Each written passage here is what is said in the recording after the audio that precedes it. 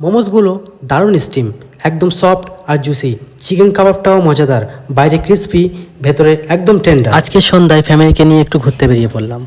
যেহেতু অনেক দিন ধরেই সাপুরজি স্পেন্সার মলে যাওয়া হয়নি, তাই একটু আজকের সময়টা ওখানেই কাটাবো। কিছু দূর যেতে না যেতেই সন্ধ্যাটা অনেকটাই ঘনিয়ে আসলো, তাই আমরা চিন্তা ভাবনা করলাম যে আজকে আর ওখানে যাব না, গাড়িটাকে সোজা ঘুরিয়ে নিয়ে চলে গেলাম আমরা সোনপুরের একদম কাছেই আলিয়া ক্যাফে।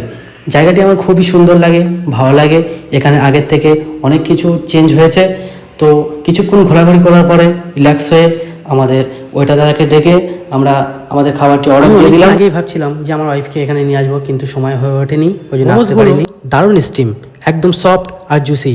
চিকেন কাবাবটাও মজাদার, বাইরে ক্রিস্পি, ভেতরে একদম টেন্ডার। ফ্যামিলির সঙ্গে আড্ডা দিতে দিতে খাবারের টেস্ট আরোই ভালো লাগছে। খাবারের সময় দুটোই বেশ দারুণ কাটলো।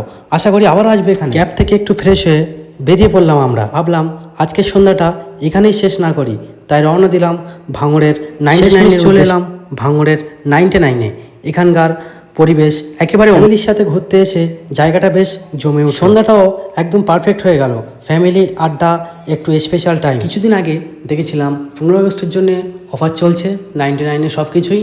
তো আজকে গিয়ে যেটা দেখলাম যে আজকের 99-এ কিছুই নেই সেরকম, তাই দেরি না করে ওখান থেকে বেরিয়ে পড়লাম সোজা বাইরের উদ্দেশ্যে। বন্ধুরা, আমি জাহিদুল ইসলাম, আপনারা দেখছেন ব্লগ বাই জাহিদুল। ভিডিওটি ভালো লাগলে সাবস্ক্রাইব করে রাখবেন, পাশে থাকা বেল আইকনে প্রেস করে রাখবেন, যাতে নতুন নতুন ভিডিওগুলো সব থেকে আগে আপনার কাছে পৌঁছায়। ধন্যবাদ বন্ধু।